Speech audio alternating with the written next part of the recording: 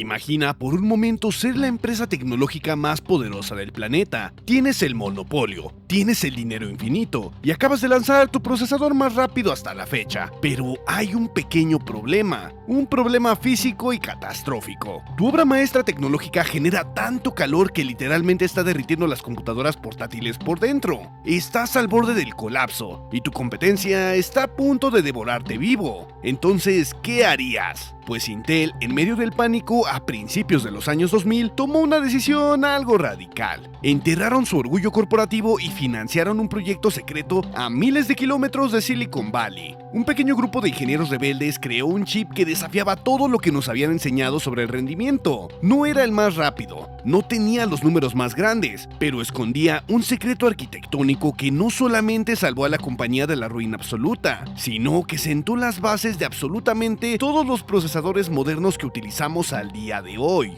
Así que vamos a abrir la cápsula del tiempo para analizar la historia del Pentium M. Una historia de estufas portátiles, hackeos caseros, proyectos cancelados, cuellos de botella y cómo el propio departamento de marketing de Intel casi destruye la mejor pieza de silicio de su época. Así que ve por tu desayuno, ve por tu cafecito o tu vaso de agua, ponte el pantalón porque lo que pasó aquí dentro lo cambió todo. Pero antes de comenzar, un pequeño mensaje de nuestro sponsor. Espera un momento. ¿Quieres conseguir tu Windows y tu Office totalmente legal y a un precio realmente bajo? Pues aquí te traigo el mejor sitio confiable donde puedes comprar tu licencia tanto como para Office como para Windows, y también si los quieres comprar en paquete, ¿por qué no? Porque aquí vas a poder conseguir desde el mismísimo Office 2016 Professional Plus hasta el Office 2024 Home. Y déjame decirte que no tienes nada de qué preocuparte, porque te los traigo con un descuento del 62%. Y si te preguntas qué hay para activar tu Windows, pues vas a poder encontrar desde la licencia de Windows 10 Home hasta la de Windows 11 Pro.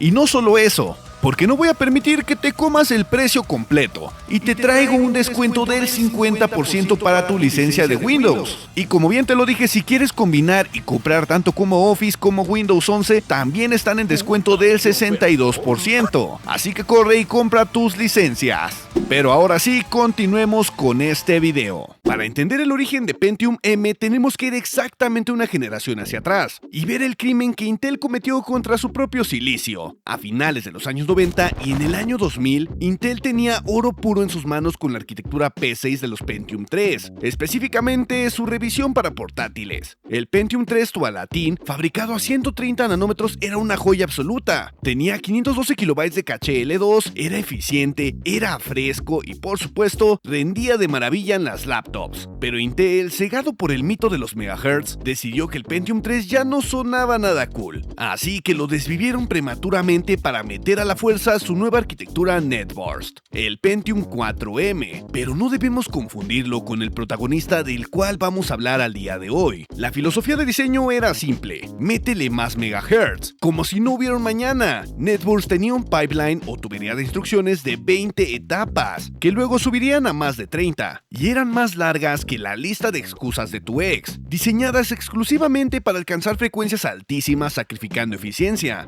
En PC de escritorio, pues digamos que ponías un disipador del tamaño de un ladrillo y rezabas para que no se quemara. Pero en laptops, el Pentium 4M era una abominación. Consumía tanta energía que drenaba la batería en 45 minutos, lo que hacía que portátiles de la época fueran tan horribles por el calor que si te ponías un armatoste de estos en tu regazo, te arriesgabas a quemaduras de primer grado. Las frecuencias bajaban constantemente por el estrangulamiento térmico, o también conocido como thermal throttling. Era como intentar meter un motor V8 en un triciclo de plástico. Por supuesto, no iba a funcionar. Mientras tanto, en el mundo del escritorio, AMD con sus Athlon y Athlon XP le estaban dando su merecido a Intel en rendimiento por ciclo de reloj, o también conocido como IPC. Intel necesitaba entonces un milagro para el mercado portátil, pero antes de que este salvador llegara, sucedió algo que Intel prefiere que olvides, y la primera razón por la que se desesperaron no fue solo el Athlon, fue el pánico absoluto hacia una pequeña startup llamada Transmeta, pues en el año 2000 sacaron un procesador llamado Crusoe, el cual prometía una duración de batería casi alienígena, pero esta emulaba instrucciones x86 por software, y para rematar tenían al mismísimo Linus Torvalds, el mismo creador de Linux. Pero si quieres ver esta historia, puedes verla completa Transmeta en mi video donde hablé de Transmeta. Pues bueno, con esta presentación de Crusoe, a los ejecutivos de Intel se les aflojó el nudo de corbata, pensando que Transmeta les robaría el mercado de portátiles ultraligeros. Pero el segundo evento canónico de Intel fue el proyecto fallido, el cual fue monumental y lo llamaron Timna. Porque antes de que nuestro protagonista apareciera, el equipo de ingenieros de Intel en Israel estaba trabajando en Timna, un chip que integraba CPU, gráficos y controlador de memoria en un solo bloque de silicio para abaratar costos. Pero los trajeados de Intel cometieron un error fatal. Obligaron a que Timna utilizara la carísima y propietaria memoria Rambus, o también conocida como RDRAM. Cuando se dieron cuenta que nadie iba a comprar memorias de lujo para un equipo barato, intentaron ponerle un parche con un chip llamado MTH, o Memory Translator Hub,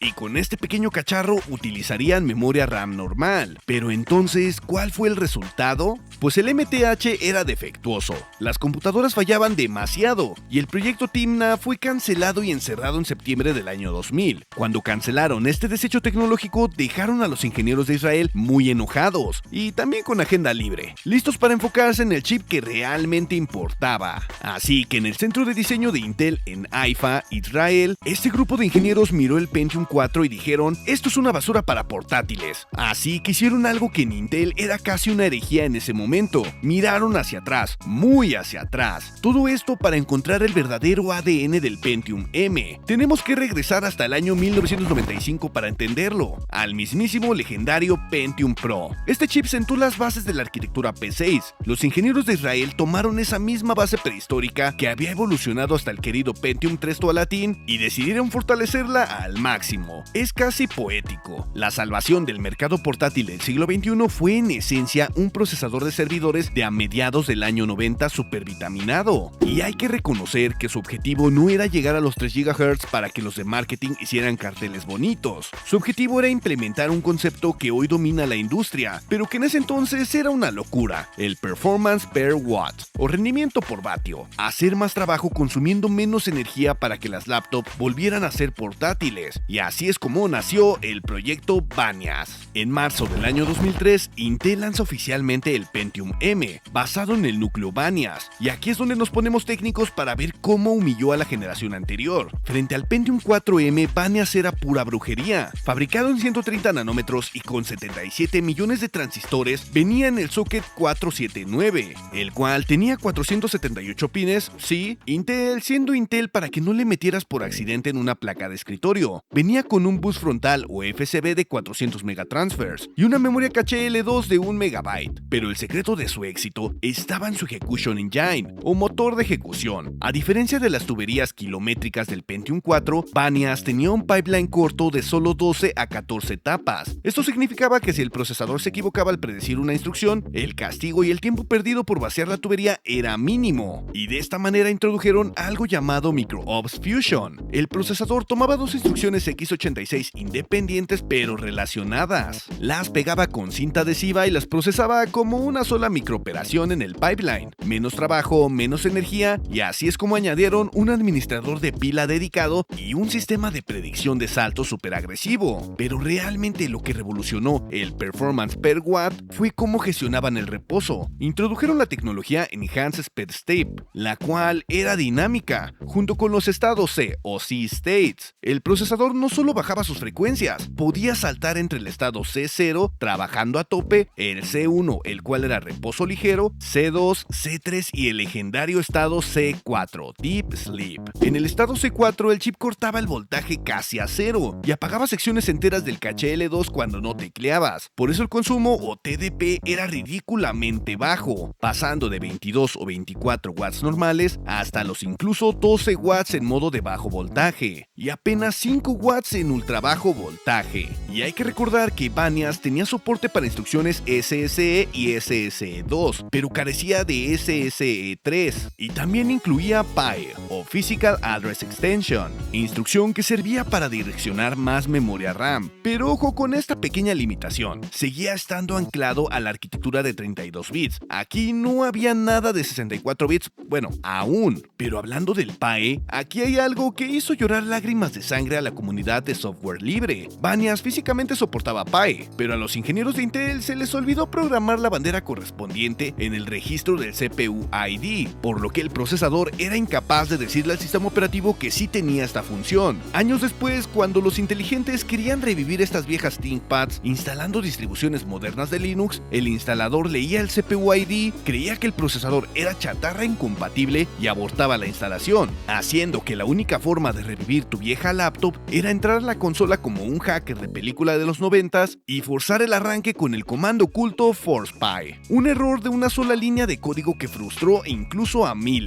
Pero recordemos al emisario absoluto, el cual fue el más famoso de esta primera hornada y fue simplemente el Pentium M a 1.7 GHz. Si tenías el dinero para esta bestia, te llevabas sus 1.7 GHz puros, 1 MB de caché y un TDP máximo de 24.5 vatios. Este era el procesador que todo oficinista envidiaba, pero para hacer que los portátiles pasaran de ser malos a increíbles, Intel necesitaba un ecosistema, así que se inventaron a la plataforma Centrino. Para que una laptop llevara la codiciosa pegatina de Centrino, los fabricantes tenían que usar el combo completo: un procesador Pentium M Banias, el chipset Intel 855 y la tarjeta de red Wi-Fi Intel Pro Wireless 2100. Esto estandarizó el Wi-Fi en bestias de trabajo como la IBM ThinkPad T40. Pero aquí justamente es donde comienza todo lo malo. El impuesto de Centrino hacía que estas laptops costaran un ojo de la cara. Entonces, para evitar pagar este sobreprecio, muchos fabricantes rebeldes optaron por usar un chipset recortado y más barato, el Intel 852, o le metían tarjetas de Wi-Fi de otras marcas. El castigo de Intel era simple: no te daban la pegatina divina, tu laptop solo era un triste Pentium M genérico a ojos del marketing, aunque claro que rendía bien. Y su peor crimen de esta generación era el chipset Intel 855GM, porque este venía con la aberración conocida como Intel Extreme Graphics 2. Intel tuvo el descaro de llamarlo Extreme, pero la realidad es que de extremo solo tenía el sufrimiento. Tenías un procesador revolucionario que literalmente volaba, pero si querías jugar a algo más complejo que el Buscaminas, la laptop colapsaba, porque la GPU integrada era un chiste de muy mal gusto.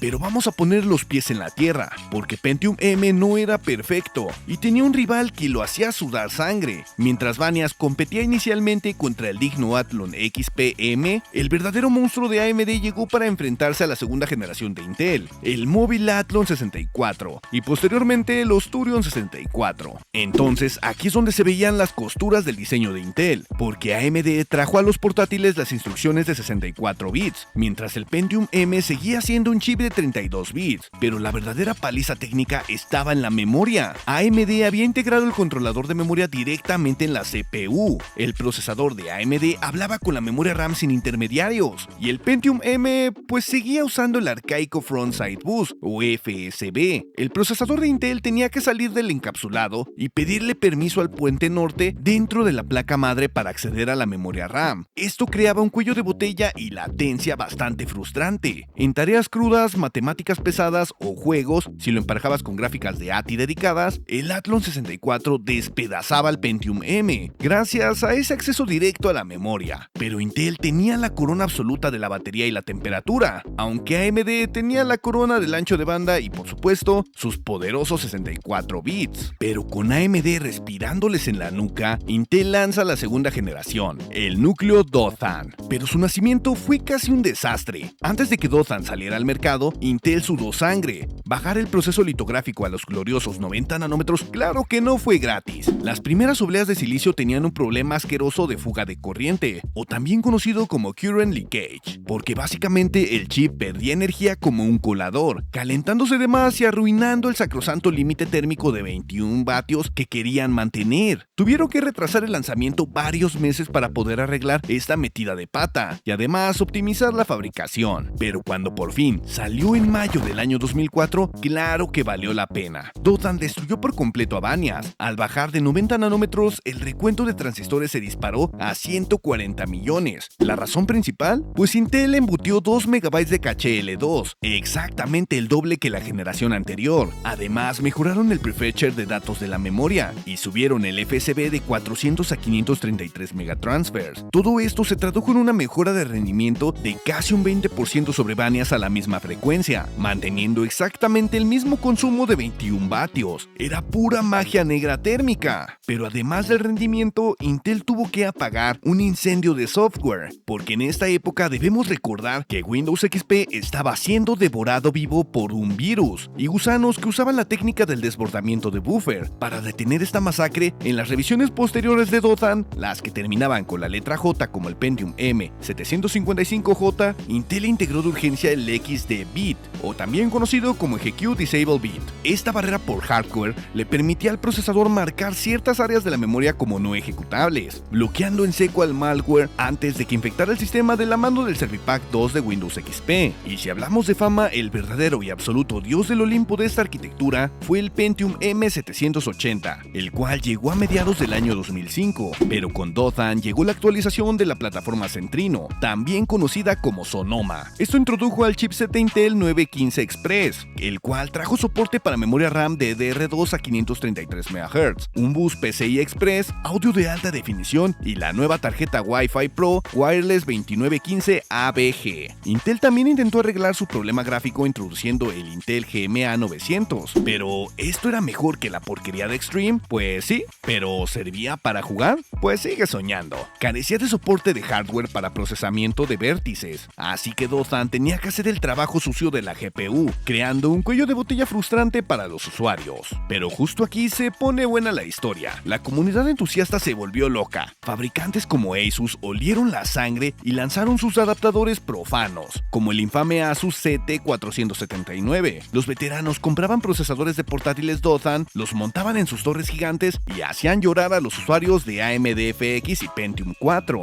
Y ya que mencionamos esta época de anarquía, tenemos que explicar la blasfemia suprema, el legendario Bisel Mod o Pin Mod. Los procesadores de portátiles venían bloqueados, pero los inteligentes descubrieron que si agarrabas un pedazo de alambre de cobre o un trozo minúsculo de cinta aislante y puenteabas dos pines específicos del socket de la laptop, engañabas a la placa base y le hacías creer por hardware que tu procesador barato con un bus de 400 megatransfers era en realidad uno de 533, un overclock brutal, gratuito y además masivo en una laptop de oficina. Pero Intel lloraba, los usuarios reían y fue el hackeo de hardware más hermoso de los años 2000. Pero detente, porque en esta familia de silicio no todos fueron niños prodigio. Intel necesitaba llevar esta tecnología a bolsillos más ajustados para vender laptops de entrada, así que agarraron a los flamantes núcleos Banias y Dothan, tomaron una motosierra virtual y les cortaron exactamente la mitad de memoria caché L2. A esta aberración la bautizaron como Celeron M. Pero si hubo un procesador famoso en esta categoría por estar en absolutamente todas las laptops de plástico baratas de la época, fue el Celeron M340. Venía a 1.5 GHz, con un FSB de 400 megatransfers y sus tristes 512 KB de caché L2.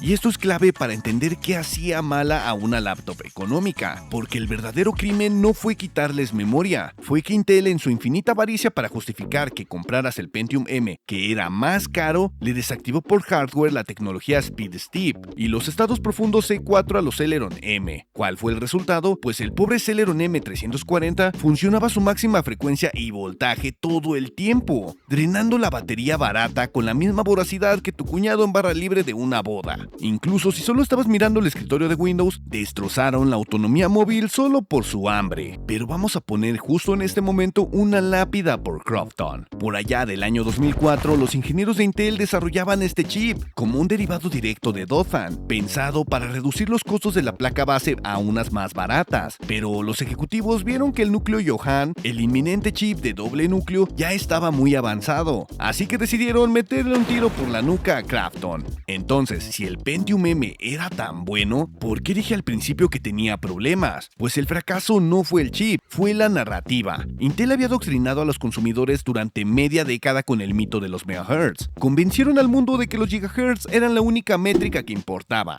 Cuando los consumidores iban a las tiendas en el año 2004 y veían una laptop con un flamante Pentium M a 1.5 2.7 GHz, el cual costaba el doble que un pedazo de chatarra con un Pentium 4 a 3 GHz, pues se sentían estafados, por lo que Intel tuvo que gastar millones en marketing tratando de deseducar al público, cambiando la nomenclatura de sus procesadores a números de 3 dígitos, y un ejemplo de esto es la famosa serie 700 para Dothan, y lo hicieron exclusivamente para esconder la frecuencia, pero el verdadero impacto del Pentium M fue cómo mutó silenciosamente hacia otros mercados gracias a su increíble eficiencia térmica. Antes de llegar a proyectos raros, este chip invadió los cuartos de servidores ligeros. Los fabricantes comenzaron a meter Pentium M en servidores tipo Blade, los cuales eran de alta densidad, y también en placas mini ITX industriales. Eran perfectos porque generaban tan poco calor que podías apilarlos en racks masivos sin necesidad de turbinas de aire acondicionado. Pero no podemos olvidar a los proyectos paralelos, los cuales eran mutantes y crearon algunos de los peores dispositivos portátiles de la historia. Así que aquí entra el núcleo Stali, también conocido como el infame Intel A110, el cual fue lanzado en el año 2007.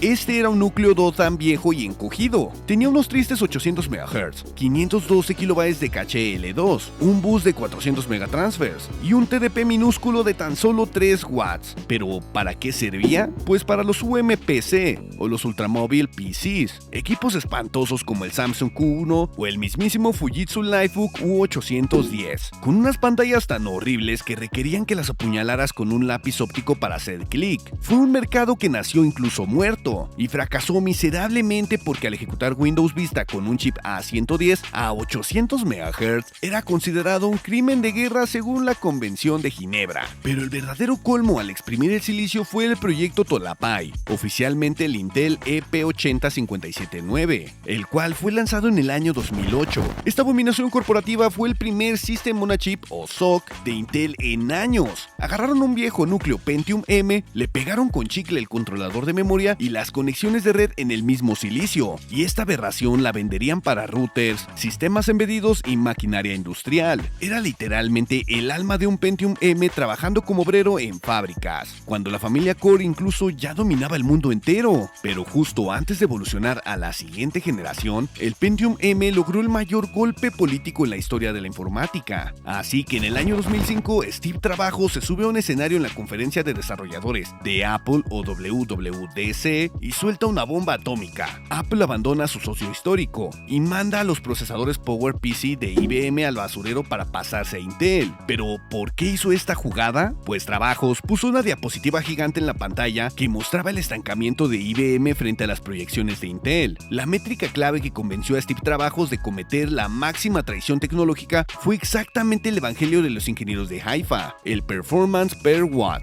porque hay que recordar que PowerPC era un horno inviable para crear las futuras y delgadas MacBooks, por lo que la arquitectura térmica de Pentium M, tan eficiente, tan silenciosa y brillante, fue la carnada perfecta que hizo que Apple mordiera el anzuelo, y así se pasaron al bando de x86. Pero vamos a avanzar un poco en el tiempo. El final de Pentium M como marca individual no fue una muerte, fue una evolución magistral. En enero del año 2006, el equipo de Israel tomó la arquitectura de Dothan y creó el núcleo Yonah. Este fue comercializado como Intel Core Duo y el Core Solo. El salto de Dothan a Yonah fue brutal. Encogieron el proceso de fabricación a 65 nanómetros, lo que les permitió embutir físicamente dos núcleos en el mismo bloque. Pero la verdadera genialidad fue el Smart Caché. Ambos núcleos compartían dinámicamente los 2 MB de caché L2, evitando cuellos de botella al comunicarse. Además, Yonah por fin incorporó el conjunto de instrucciones SE3 de Intel, mejorando inmensamente el rendimiento multimedia. Básicamente tomaron la eficiencia pura de Dothan y la multiplicaron por 2. Con esto el nombre de Pentium M fue oficialmente retirado. El rey había terminado sus días, pero su sangre pavimentó la transición hacia el procesamiento multinúcleo en portátiles, y poco después esto evolucionó a la legendaria arquitectura Core de escritorio, los gloriosos Core 2 Duo Conroe y Merom,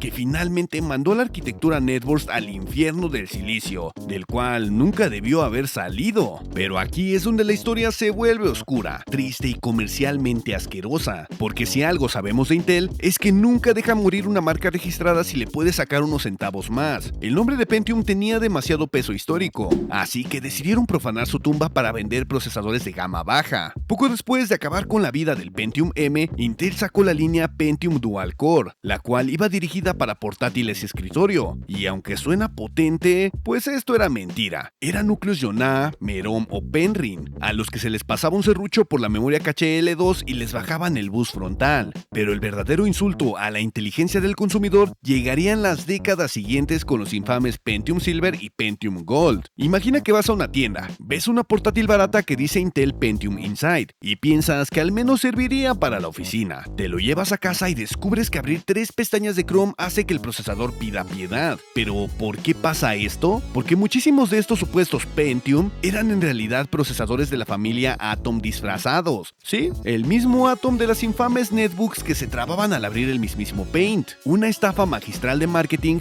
que convirtió un nombre histórico en basura electrónica moderna. Al final del día, si analizamos todo esto en frío, la historia de Pentium M no es un cuento de héroes o villanos. Es una lección brutal de cómo funciona realmente la ingeniería y la industria del hardware. Intel no creó esta maravilla arquitectónica porque tuvieran una visión romántica del futuro, ni tampoco por pura vocación. Lo hicieron por absoluto pánico. Las leyes de la termodinámica los habían acorralado con networks, y cuando tienes la soga en el cuello, el orgullo corporativo es lo primero que tiras por la ventana. Así que esta es la cruda realidad de la tecnología. El silicio no tiene sentimientos. Lo que un día nace en un laboratorio cerrado de Haifa como la obra maestra que salvó un imperio y además logró seducir al mismísimo Steve Trabajos, años después termina siendo profanado por un equipo de marketing corporativo para venderte basura reciclada bajo los nombres de Pentium Silver o Pentium Gold. La industria siempre termina devorando a sus propios mitos para intentar rascar márgenes de beneficio en las estanterías de los supermercados. Pero la física y sobre todo la arquitectura original no mienten. El Pentium M nos dejó en claro que la optimización inteligente, un pipeline corto y los estados de reposo siempre terminan ganándole la partida a la fuerza bruta desmedida. Para los que entendemos lo que realmente pasó debajo de los encapsulados y para los que alguna vez puenteamos un socket con un trozo de alambre para exprimir hasta la última gota de rendimiento en un núcleo Dothan, sabemos que este pedazo de silicio cambió la historia de la informática para siempre.